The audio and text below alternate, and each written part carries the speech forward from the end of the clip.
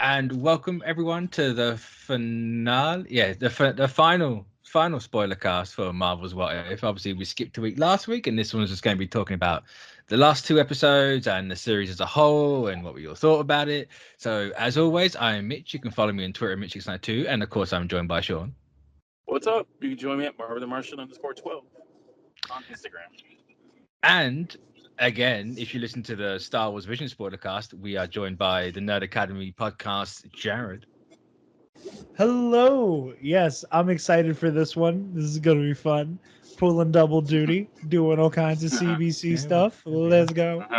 My voice is going to be dead by the end of this one. I can feel it. It's going to be like. So, yeah, my record is 4 shows in one day. You'll soon get a patch or something like that. I want one. One more.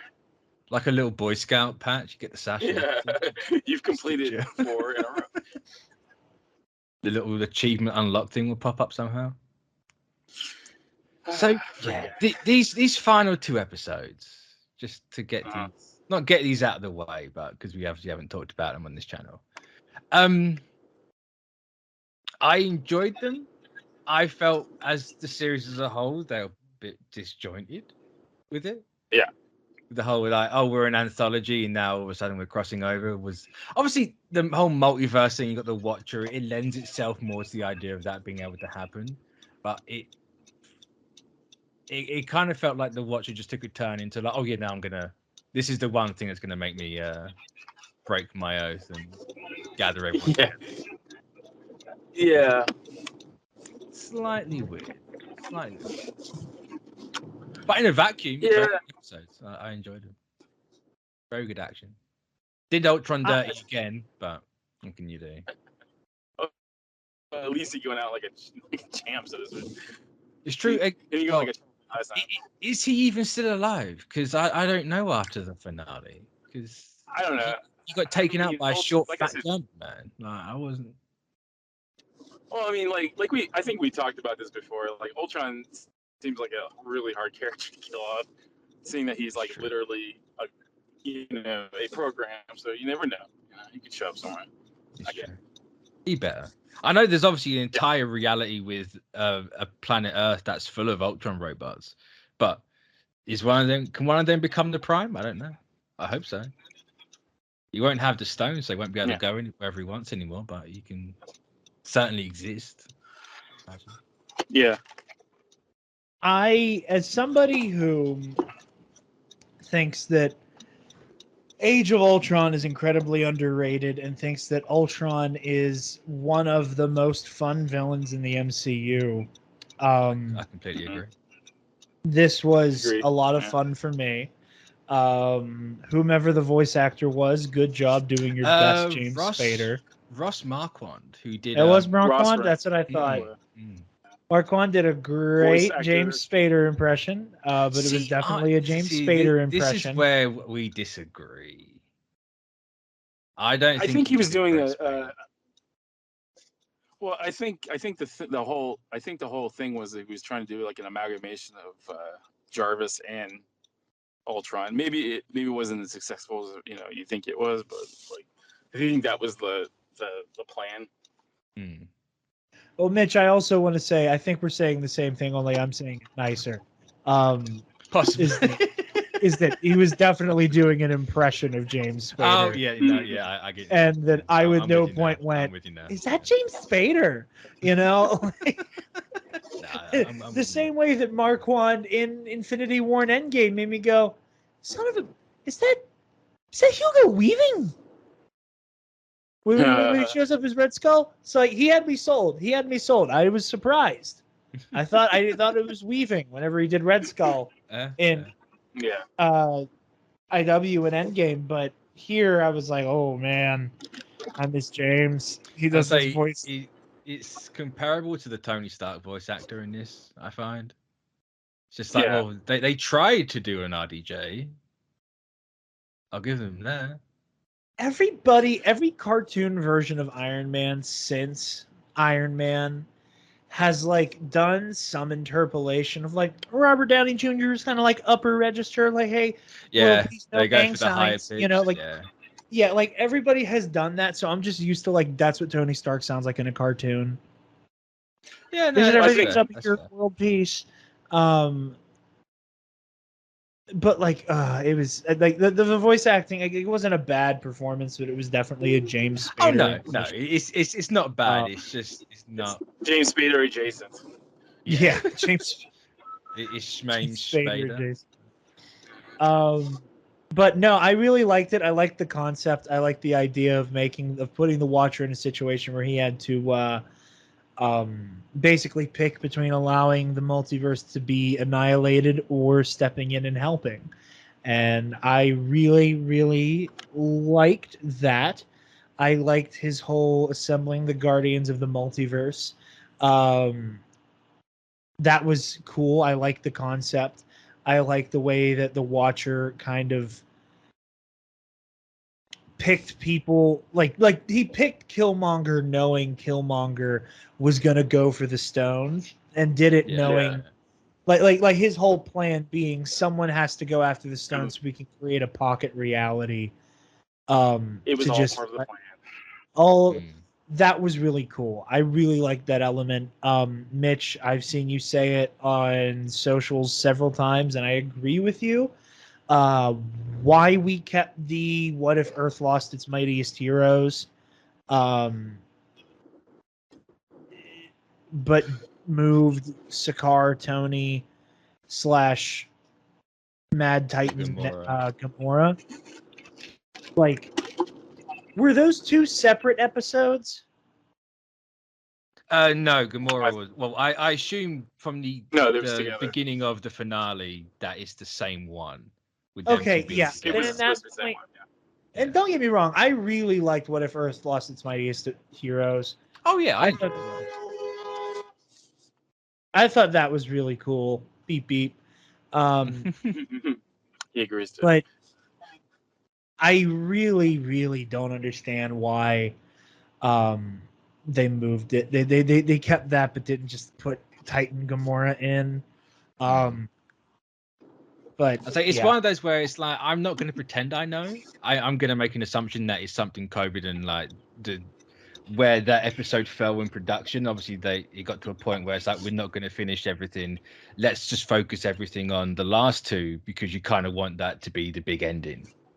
Yeah, and then it's just unfortunate. Like, it's a victim of circumstance, and it got pushed.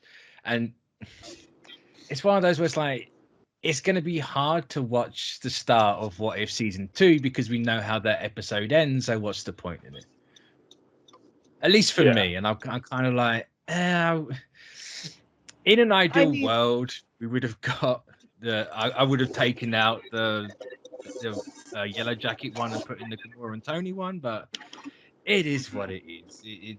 It just unfortunately hurt everything, but not that he can really control. Yeah, it was a little stilted to see that. Because it just makes everything like it just makes it feel a bit more disjointed. It's just like, oh, well, where's she come from? What's her deal? We've just spent 7 weeks looking at other realities, and yet we couldn't get this one. Because obviously, from an outside perspective, people that don't know, you're just going to be like, what? Where's Yellow Jacket? All right, why don't just do that one? But it is what it is. What happened happened. Yeah, it's unfortunate. But on the whole, I like I said, this like 2-parter was really awesome. I just like everybody, heartbroken to just keep thinking about all the stuff that we're not going to get to see Chadwick in, and this being his send off. I love me some T'Challa Lord. But yeah, no, I really enjoyed this 2-parter. I think it was a good send off. There wasn't a post credit scene, was there? You had the mid one with Peggy and Widow. Yeah. I actually missed that. I mean, you granted, actually miss it? Wow. I normally watch What If while I'm at work. Because like my beginning of the day crowd is normally docile enough that I can just watch the show. Okay, I'm about to get real nervous. How many post-credit scenes have there been? There is the one. Oh, thank God. Yeah. There is a one, and I think it's a setup for an obvious spin-off that I think everyone kind of figured from episode 1. I don't need a spin-off. Well, I think it's cool. I love their relationship. Also, here's why I don't need a spin-off. Because I don't think they will give me what we all know is going on there, and that they're absolutely a thing. What? Steve and Peggy? No, I meant. Oh wait, Steve and Peggy. I mean, you mean They're Widow and Peggy? Spoiler. Well, Steve's not in it. Okay, I was saying Natasha and Peggy are like only by name. The Natasha and Peggy one, that dynamic was interesting because they kind of. I don't want to use the term queer baiting, but I got the impression. I kind of got the impression, yeah. I mean, there was a little flirt there. They're definitely flirting. I agree with you. We're like, I don't want it to be queer baiting in the sense that I want it to be real. Here, wait, hold on. I'm watching this post-credit scene right now. But I think they were trying to mirror the Winter Soldier scenes because you look at Steve and Natasha. I felt that there was like a little flirtation there too. So. Oh yeah, definitely. And I always felt like that was a little callback to that one animated movie with the kids. It's like, oh yeah, the Captain America here's the son of Nat and Steve. It's like yeah. No, I definitely got that. Yeah. I mean, yeah. So overall, I it's. What was your favorite part of the two-parter? Probably. Just seeing Ultron again, and kind of like it felt like Marvel realized slightly that Ultron is their biggest threat. As much as I love Thanos and everyone else that Marvel has, like Ultron is kind of by far and away their biggest threat. Especially if you give him something like the Stones. Like, even are you talking like within the MCU or like all like Marvel? Just general. Media? Just general Marvel. Ultron's 100% one of the biggest threats, if not the biggest. Oh, that's because he never died. So he never died. An Annihilation Conquest as a whole, like you find like a techno-organic race, you're kind of screwed. Yeah, I mean, in like him with the stones in the first part of the first part of the episode and the first part of the two-parter, where he sliced Thanos in half. That's what I was going to bring up, like where he just just doesn't shit around and just cuts him in half. Like, doesn't even let him say one word, and just like, it's like Maz barely showed up and he just gets split. Like, okay. Well, and I think that the most dangerous part of the Ultron here is like his intentions or his like he's firmly believes that what he's doing is the right thing, and like he's protecting the multiverse by pretty much exterminating. I think that's the most dangerous type of person or adversary. Is like one that has a villain who thinks they're right is definitely the most dangerous. And but my favorite scene was the zombie thing, where Doctor Strange pulls in all the zombies on top of him, and then he says like the whole thing. He's like, "Oh, zombies, cool." He's like, "It's what they brought," and then he turns around, it's Wanda zombie. Yeah, I watched that and I was like, they're gonna do like an Endgame scene, but like have her actually maybe do a bit more. But then no, they just kind of. He just blew. Well, I mean, like, and I was like, oh. Like the thing about that, why it didn't work was that's not the Jarvis, vision. So he doesn't care who she is, like that doesn't mean. Yes, it's a very good point. Actually, I didn't even think of that. Yeah, man, they could have extended that bit. Oh man, I want to see more of that now. Yeah, that like the Thanos moment, I thought was gonna have a little bit more going on, because. Like, I'm not complaining about it necessarily, but the Thanos bit, I thought there was going to be a bit of a fight, and I understand like to establish the threat level with Ultron and him just Thanos down. Okay, cool. Wanda, like her getting like having a moment there, and granted it's zombified Wanda, but I don't know. Like that was I think that might be the biggest missed opportunity of the two-parter. See, I didn't even realize it until Sean just said it. Then it's like, in hindsight, would I've liked a bit more? Yeah, I'd like seen that go on for like another 5 minutes, but obviously time constraints and all that. But I'm not going to complain about it personally, but I just thought I was thinking more of a confrontation between those two, and then just like planet blew up. I'm like, oh, okay. Yeah. Yeah. Well, I mean, like, why? I don't know why it worked for me. It was like Doctor Strange probably thought, oh, it's Wanda. Maybe it'll get through. Like, because maybe his vision had a thing with Wanda, but this is this isn't even Jarvis. This is just Ultron in the Vision body. So he doesn't care who, so he doesn't he doesn't blink an eye, when she shows up, No. I feel like Doctor Strange had this thought that like, oh, this maybe grand plan. Yeah, maybe this will be like, oh, maybe this will stop, like hold him off a little bit because it's Wanda, not thinking that this isn't the Vision that he knows or is, so I don't know, that's how I looked at it. Is like it was kind of a grand scheme that he thought it was going to work, but it turned out to be just a big bomb because it was just like, meh, I personally love the Thanos thing.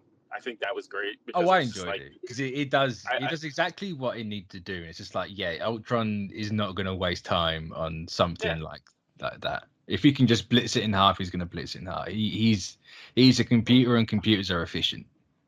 Plus, it's like he's he's Ultron with the Infinity Stone, so it's like that's like omni powerful at that point. Because you think Thanos is going to put up a fight. Do you think he honestly would have put up a fight? No. Like, this is Thanos with maybe, 2 stones? 3 stones? 5. 5? He had 5, Yeah, but I love the fact that it was just like, it was nothing to him. He was just, he didn't blink an eye on this, and it's just like, got anything else? That's the villain that's the Ultron I liked. Like, that just reminded me of the Ultron stories. I say it's definitely reminded me of old Ultron stories where he's like, I'm taking everything over. I'm good. It was just a sight to behold, because that was my big thing with Age of Ultron, where I was like, man, I know villains don't survive comic book movies, but I sure would like to see more of him. Definitely. I mean, hopefully he does come back. Like in live action. I really do hope so. I would be so happy. I would be just running up and down my street screaming, "The Ultron's back!" As long as it's James Spader, I'm desperate. Yeah, it has to be Spader. It's got to be Spader. If there's one thing Whedon ever did right, it was getting Spader. Yeah, no, James Spader is Ultron. That is one of, again, everything about Age of Ultron, almost everything about Age of Ultron is incredibly underrated. Like, 100%. And James Spader is one of those things. But yeah, no, this is super cool. I like seeing everybody work together. I like seeing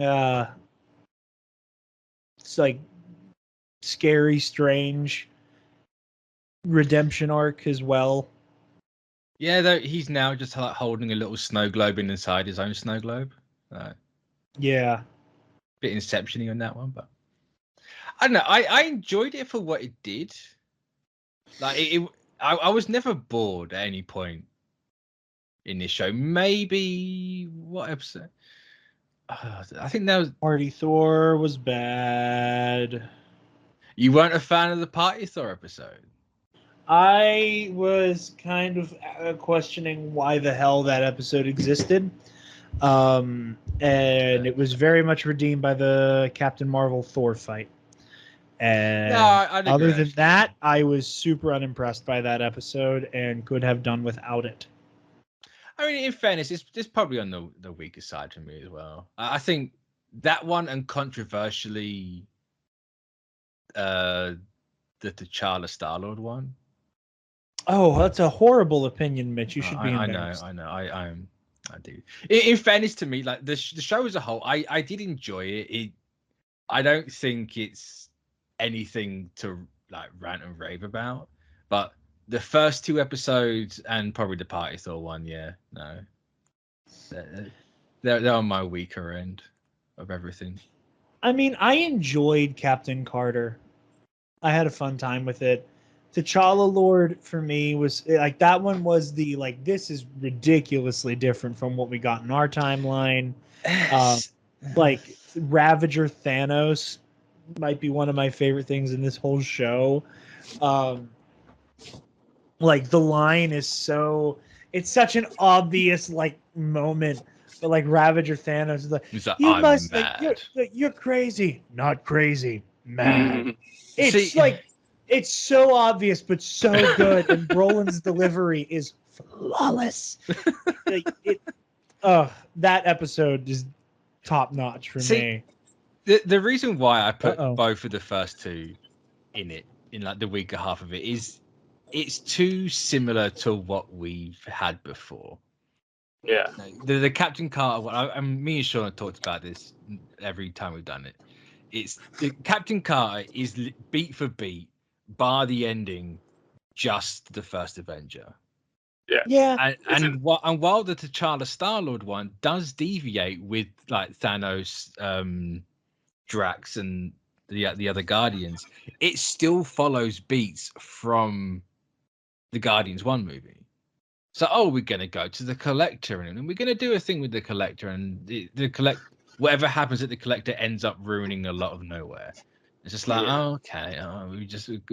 I mean, but I don't quite agree on that one. I think it's more different than the Captain Carter one, granted, but it is still for something that's supposed to spiral wildly out of control, like the What Ifs tend to do. It remained a bit too safe for me. Yeah.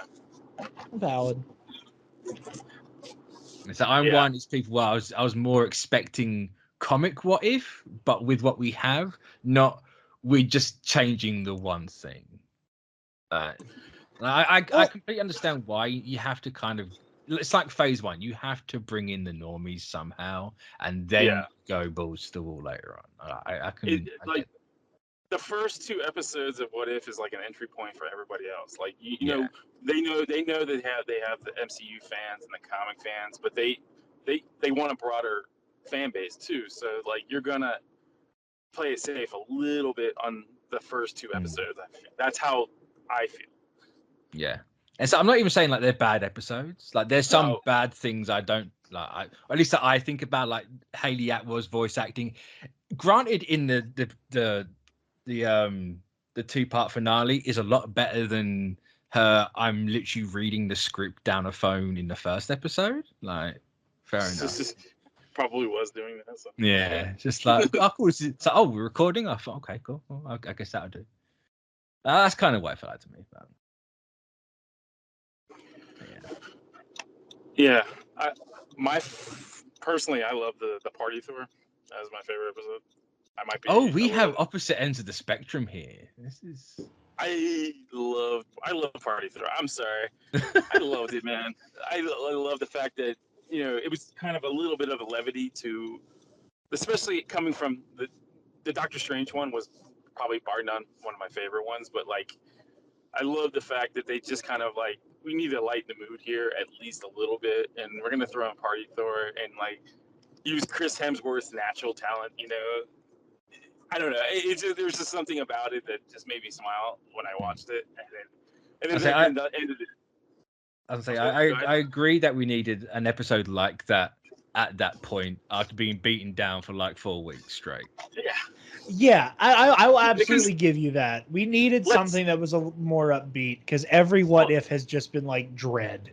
Yeah. Well, let's also look at the source of the material source, because even some What Ifs had like senses of humor or funny some of it, so it wasn't like completely out of the realm of what it was. It just, to me, it made me a little bit more, it made me smile a little bit because like I love it when Chris Hemsworth just goes just comedic crazy, and like because he's probably one of the funniest actors out there, underrated funniest, And it was just nice to see it, like, because I mean, it wasn't too far off. I think Thor would have turned out to be like that, even if none of that happened. So like, it wasn't like I don't know, like I don't feel like it was a out of character moment in my opinion. See, like people going about like out of character moments in this. It's like, well, it's a different reality. It's not the character we know. Like, yes, a lot of these are everything was the same until it wasn't, and then we get something slightly different. But like, you can have out of character quote moments in this because that's kind of like the entire point. It's like he's not the character you know. Like, if you don't have Loki with Thor, something's gonna have to change there. Yeah, and Thor just carrying on being Thor makes sense. Yeah, and like he's a frat bro. He was I mean, if you look at the first movie, he would have turned into that frat bro if it wasn't for him learning that lesson. Exactly. I do love Thor's outfit here. That is my favorite Thor outfit. Yeah, I like it a lot. It looks very much like the Dark Love World. and Thunder, which is very similar to the Dark World. They're bringing, or at least from the shirts that we've seen for Thor 4, they're bringing back the gold, and I liked the gold from Dark World. Yeah, amen. I love the tunic part too. The little the thing, I loved the original costume. I did like the end game stuff, but like that, there was something about the Dark World one that kind of like, all right, it's like regal and like warrior like too on top of that, and I really like the Dark World costume is the most warrior prince of his wardrobe. Yeah. If only he had the helmet. Yeah. I agree with you on that one. Hopefully Jane has it. I'm not going to hold my breath, but hopefully that's kind of a key part of her suit. But maybe I was going to say, I feel like Jane's helmet pulls her costume together a lot more than like Thor, Odin's Sons does. I agree. I agree. Yeah, it's kind of a necessity for Jane's the character to have that helmet because it does, has the mask with it. Almost looks that helmet almost looks like the '90s version of the Eric Masters character of Thor, where he had the mask on. But I like the little etchings and stuff like that. But I think that's more like essential to the character versus like the helmet. Like you could do away with the helmet. There's plenty of stories where Thor's not wearing his helmet too. But we never seen him fight in it. That's all I want. I just want the one fight where he has Ragnarok. No, that I know it doesn't count. I'm just being an ass. I know. I'm being an ass. That was kind of a cheat in my way. I say it's like I appreciate what they did in Ragnarok, but it's a substitute, isn't it? It's the Burger King. It's a cheat. It's kind of a cheat because it's like I don't know. I never really liked the design of the MCU helmet either. So I wish they would have gone more. I don't know. It just looked kind of awkward. I wish they would have redesigned it a little bit more. Not so much the costume of the comic, but like they could have done something. I say there's some way to get him, especially when like we've had Cap in the scales, we've got Iron Man with the red, like the gold sleeves and all that. It's like I know Thor's had it in Thor 1. Just do it. I just want the hot toy, so the three are together. Look at that. I had to get a custom one. Just for that, I might have to get that guy's number and do the same thing. But, yeah, it's all metal. It's just I enjoyed the series as a whole. Yeah, I'm just gonna repeat it. It's purely that disjointedness towards the end. That no. I think it lets it down. Yeah, a little bit. I think the missing episode kind of hurt a lot of it too. Yeah, and it hurts the fact that we know how that ends now. Is what it hurts. It's like okay, but the thing that I like, my biggest criticism that I have for this is I cannot see myself going back and rewatching What If. No, I'm doing that one. It's good. I enjoyed it, but like, you know, I wasn't waking up at 3 a.m. to watch What If on Wednesdays. No, you know, I wasn't like the way I was for like Loki or Falcon and the Winter Soldier and WandaVision. You know, like like building into my day the fact that I'm going to be exhausted at work because come hell or high water, I'm watching my show. Your soaps. Yeah. Stories.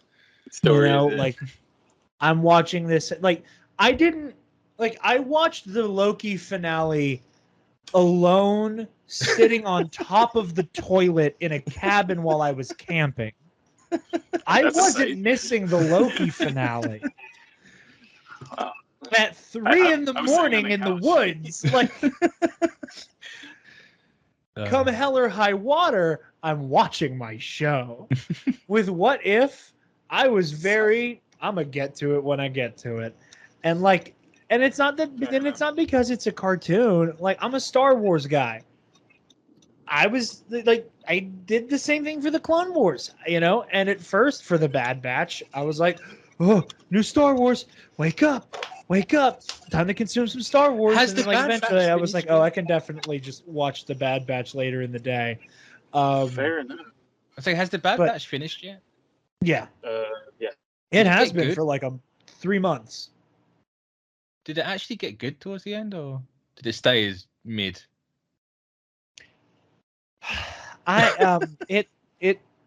The finale was good. I didn't dislike the Bad Batch, but you're very mean to the Bad Batch, and I don't think it deserves all the hate you give it. But I also think it's funny watching you roast it. I mean, in fairness, I haven't actually watched all of it, but I don't know. I've come around to the fact that Star Wars cartoons take about 3 seasons to get good for me. Like the Clone Wars season 1 to 3, that was tough. That was a hard. Don't think it's that bad. Don't like I'm working on going back through the Clone Wars right now. I think the whole like, oh, it takes blank seasons to get good or whatever. It's like, no, there's a lot of good stuff in the first 3 seasons. Remember that every season has a Jar Jar episode, and then we just assume that like that the ratio of killer episode or killer arc to what the hell is going on is 1-to-1, where like there's more killer than bad stuff. I mean, I think if I watched it again from the start, I'd probably enjoy it a lot more in those early seasons, because there is some good stuff there. It's why I kept watching it. But the aggressively mid episodes were a lot, and the standout were few and far between. That's fair. And then once you get to season 4, it's just consistently there does come a point where it instantaneously gets better. Yeah, and like, it was the same with Rebels. Like, Rebels for me started off really dragging its feet, and then it kind of just went, you know what, sod it, we're going to be good now. So like, I'm reserved to the fact that the Bad Batch is probably going to be the same thing for me, where like, the first 2, as if depends how they go. Like, it might be it's a 2-season and done thing. Like, next season might just blow my tits off, but I'm not sure. Like, it's just, I'm resigned to the fact that there is definitely a step in Star Wars animation, and I'm hoping and praying What If does the same thing. Like, obviously this is the first; it's a test bed. That, you know, so it's not the first animated thing Marvel has ever done, but it's the first thing the studio has done. So it's gonna get better. I think.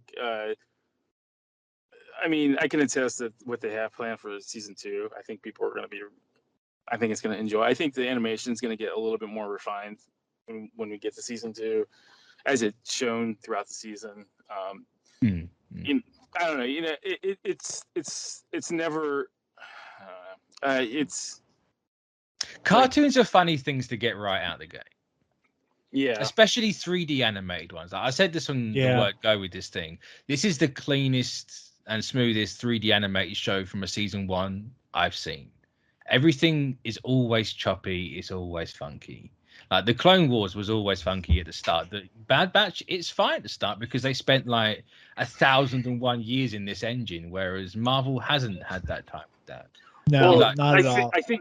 I think that it's that's the Star Wars cartoon aesthetic too. I mean, I think. But like, I'm just saying, like aesthetic aside, like 3D engines for animations, they're always like you watch the Dragon Prince, you watch Ultraman on Netflix or whatever 3D cartoon you want to pick up, like they are always so jaggy at the start. Like they haven't got the animations. Like it looks like frames are being skipped. And I'm pretty certain for the most part they are. There's a weird render. Like it's the same with like any like animation engine, like whether it's cartoons or games, they all have this same weirdness at the start, and then they just refine it over time. It's, for Marvel to come out the gate where it is now, and obviously from episode 1 to 9, there's a clear progression in how they've come to know how the engine works and how the lighting is going to reflect and everything, and all this and all that. So it's a test. It's kind of an expensive test, but I think like as seasons go on, like I think you're going to see a little bit more streamlined, a little bit more smoother, and seasons. You say, Sean? And to answer your question, Sean, yes. Okay. Yeah. just yes. So now, obviously, there's going to be more. Like, what if there's anything guaranteed in Marvel? At the minute, it's what if's not going to stop. Because why would it? No. It's easy content to put out, and you've got an endless pool to go from. Well, yeah, I think we've had conversation in the past about like what they want to do in the future of these shows. Whatever shows that they decide to put out, like they're not going to just be limited to the movies and stuff like that. So and I think that's what I was hoping they do with this season. I'm not sure if that. Like, I set my own expectation, then I fell into my own trap of actually having an expectation. Because I think. Well, yeah, I mean, I don't know. I think that, I think this season was more of like these. I don't know. It definitely felt like getting your feelers out there. Right? Yeah, that, and there's also branding too. So I mean, what if probably isn't going to be just necessarily limited to like the MCU retellings of these stories, but like see, I'd like to see some more comic stuff brought into it. You're gonna see a lot of animation next couple of years, so like DC. What I'd like to see with this is like you can have What If season 2, but then you could have like a What If _ subtitle movie. Yeah. So like a What If Captain America was Hydra, and then you just do a Secret Empire but in an MCU situation. Yeah. And you pick a point from there and you go that way with it.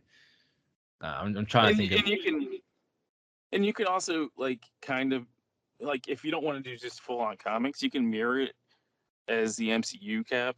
Like you can take it either way. You can either do and brand Secret Empire as a What If story, or you can do a Secret Empire in the MCU and do it that way. Yeah.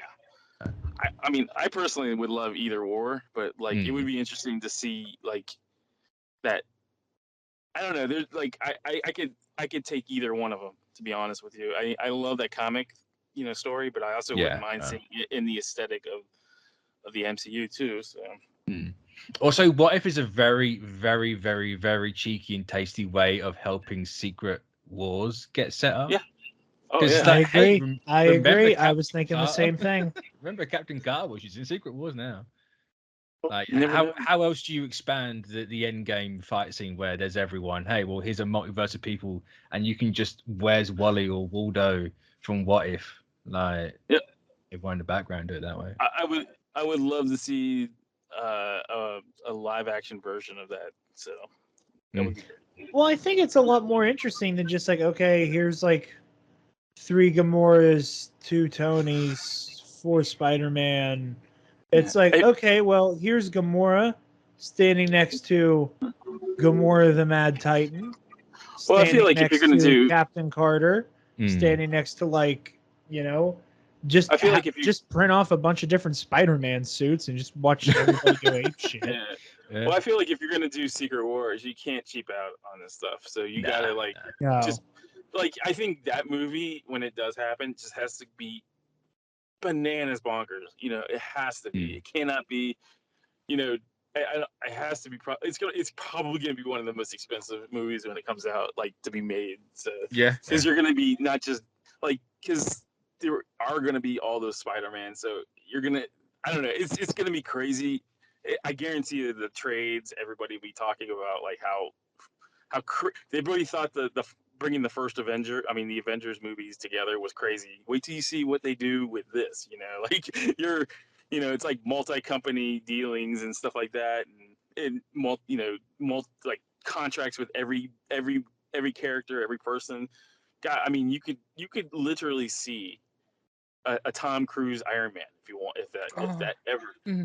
Like you, that's the possibility of that movie, and that's what the movie that. Tom Cruise is Tony Stark screaming at Stark Industries employees because they aren't wearing masks in the building. Or John Krasinski as Captain America, or it's just like that movie has to be completely bonkers. It has to be. It has to be expensive too. Yeah. And I think this is a good way to set it up. Like this is, like I think they're doing a great job, and I'm not just saying that because I work for the company. I need what if the Avengers are recast and it was all the old actors. I mean, again, man, you never know. Like you just never know what is down the pipe. In fact, even just mentioning this, I wish when the Watcher takes Widow to that different reality where they just literally lost their one. It's like, why wasn't Captain America right there, John Krasinski? Yeah. Like, why was it? Why did it have to be Steve? Why couldn't it have been John? I mean, there's no saying that it isn't. He had his full helmet on, so you couldn't see his face. That's true. So for all intents and purposes, that could have been Mike Myers. I'll leave it on this. What if? Like the question could be answered one day. True. But I'm for an okay start. I'm excited to see where they take their animation, and it's nice to see Marvel actually get back into it. Yeah. It's been a rough 10 years for Marvel animation. No. Out of curiosity, are there any like particular like what if stories we want to see? Like, as in the specific what if comics? No, just like in general. Like, are there any like what ifs you want to see them do? Because I know I want to see what if the other half was snapped away. Ooh. I want to see the other half. How was that not an idea for this season? It's like right there. That's the one I really want to see. Mostly because that group of people can very easily like get to Thanos before he even snaps away the stones. Yeah. Just be like, hey, come here. Come here. We're not done. Come here. Especially Wanda. Does Vision die in this what if still? Is he just a constant? Yes. I think he's poor guy. He's a constant. My God. I've gone into like 5 sneezing fits over the course of this episode. I apologize. That's fine. I haven't heard you sneeze once, so it's all good. No, I really want that episode now. I hope that's part of season 2. Me too. I didn't think of that, and that's really kind of like made me think, how was that not? I think because I was expecting like what if to go movie by movie in release order, and I don't know why. Like, fair play to them, they didn't do that, and they actually did something slightly different to what I was expecting. See, I was expecting these to be more like vignettes. Like, I was expecting there to be like here is the initial, like, here's the inciting change to the timeline. Yeah. And then it just kind of like go boom. Okay, now here's this big event. Now here's this big event. Now here's this big event. Now we've gotten all the way up to Endgame credits. Like, I was expecting like a series of vignettes within each episode that took us through the timeline. And not so much as like a full like one. He's an anthology series that to the end. I mean, I think actually spending time in one timeline would be a really interesting way to take this series. Yeah, I think if you're gonna do it, it has to be a timeline that's already something as wacky as like the T'Challa Lord timeline, where like Thanos is a good guy and all that craziness. Yeah, I'd really like to see how that Yellow Jacket one goes. Me too. Like, follow on from that point. Give me more. Also, I just want Hank Pym back during everything because. Because Michael Douglas and his line delivery was beautiful. What a performance! It's like I'm too old for this shit. I'm just gonna chew. But right, so I'm gonna say overall, how would you put it? How would you stack this against the rest of the shows you've had so far? Oh, geez. I don't. I know it's very hard to compare. It's at the bottom for me to compare them. And I say that and make it sound like I didn't like it. No. I liked it. That's the problem. Just not as much as the other stuff. It's like our Visions reviewer. I'm like, I did not love Tatooine Rhapsody or TOB1, but they are good. Same thing here. Them. I don't dislike What If. I did not dislike those 2 episodes of Visions. I just was not as blown away by this as I was by, say, Loki, WandaVision, Falcon, and the Winter Soldier. No, I'm definitely in agreement. There's some episodes I really like. There's some that I was like, on. I said, I was not up at 3 a.m. in a cabin sitting on top of a toilet trying to watch What If. Yeah. You know, granted, I didn't go camping while What If was airing, but if I did, I wouldn't be trying to watch the show in the woods. Like, that's become my bar of, like, how far am I willing to go to watch the thing? I'll say that's a very, very high and very specific bar. Yeah, like where I will put myself and go, okay, let's imagine that like while that camping trip was happening, this show is airing. Are you waking up? Like, are you like laying on the floor, moving from the floor to the bathroom? Like, I'm like, no, I don't think I would have done it for that show. Okay. Like, I don't think I would have done it for What If. I know I wouldn't have done it for What If. I wouldn't have done it for the Bad Batch. I definitely wouldn't have done it for the Bad Batch. So being on the toilet, some Bad Batch is coming. It wasn't on the toilet, it was sitting on top of the toilet. I was like, reception. Full on upper decker. No, it wasn't full. That makes the bar. No, that's not true. I was sitting on the toilet seat. I was gonna say that makes the bar even more specific because you can then be on the toilet but still not be that upper decker level. I know. I wanted to avoid. It was that, and I also didn't say I was on the toilet because it makes it sound like I was taking a mad shit while watching the finale. As someone that broke their phone this year in the toilet, I understand. It was not in the toilet. It was in the room. That's and I always have to specify that because you always start off like, well, I was in the toilet. It's just like, so it's not what you think. No, don't worry. Always have to emphasize. It's like, no, it didn't go down. It went down somewhere, just not in. But yeah. Anyway, it could always be worse. You could get stuck behind the toilet. Fun fact, mine can't because it's built into the wall. So I did as a child. You got stuck behind a toilet? Yes. That's fantastic. I'm going to end the episode here, and I'm going to spare you having to actually say this for everyone else to hear. I love telling that story. Don't you worry. Then let's end the episode with the story of how you got stuck. So long story short, because this one can go on for a minute because I love it so much. I made a tactical gambit playing hide and seek as a kid. And I won that round. What it cost is being stuck behind the toilet for an hour and a half while the parents of one of the kids who we were playing with, who was a handyman, had to come in and take the toilet out to get me out because I was like completely wrapped around the thing. That's fantastic. But my strategy paid off. Hide and like seek every time I tell that champion story, people were like, "That's insane. That was really stupid." I'm like, "You're missing the part where I was wrong because of it. I was right." No. Kudos for the winning. That's the key part of that story. I appreciate the commitment to the winning.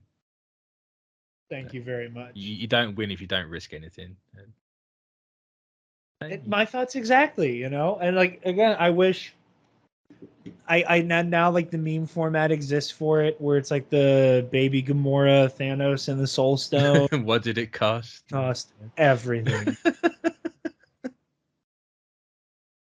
Unfortunately, you couldn't do it again though, because everyone would know. Oh no, I also couldn't fit behind it now. I don't know. I was big when I was a kid, and I don't know how the hell I. Like, to this day, it is still something that I think about. Where I'm like, I don't know how that even worked. Like, I still don't. Like, kids are slippery. That's what it is. Yeah. The funny part was my entire left leg was numb from it once the toilet got taken out. So like I stood up and fell straight back down, face first. It was great. That and whenever we figured out how we were going to get me out of this situation, my mom looked at me and looked me in my eyes. I was like 7 to 9 ballpark. Looked me in my eyes and went, "Wait right there.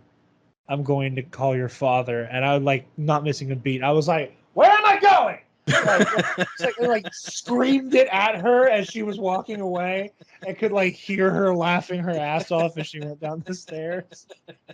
Like, not funny. She's like, "I didn't mean it for it to be funny." I was like, "Well, good, because it wasn't."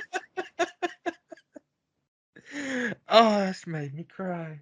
Oh, what a way to end it. What a way. So what if Jared didn't hide behind the toilet? I hope everyone enjoyed the Jared behind the toilet story and this what if. So yeah, unfortunately there's a massive break into Hawkeye, which I'm very sad about.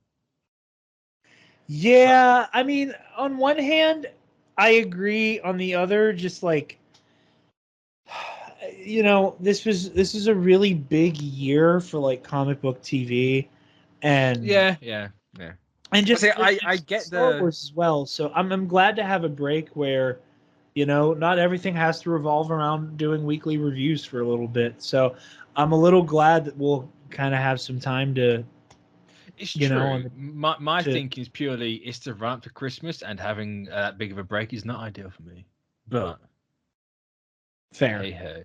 Also, I think with how like mediocre What If is, I kind of like want to get to the next thing. But I suppose a break's a break. It's a good point that we had a ton, a metric ton of stuff, and it's not like it's gonna stop after Hawkeye either, because we got Book of Boba Fett a week after.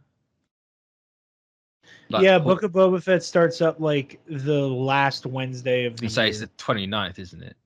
Yeah. And then at some point, not long after that, or not long after that starts, we've got Miss Marvel at some point. Yep. Then Doctor Strange, it's constant. It's very constant. On my birthday, Doctor Strange on my birthday. Nice. Hopefully the movie's good. Hey, like I've said it before, last time I got a movie on my birthday was Batman v Superman, so the bar is on the floor. Oh, I forgot about that. Yeah, I turned 18 while watching Batman v Superman. I became a man watching Batman v Superman.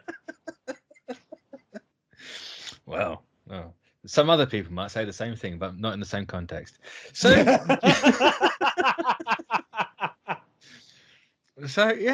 thanks everyone for joining, and we'll catch you all next time. So, bye-bye.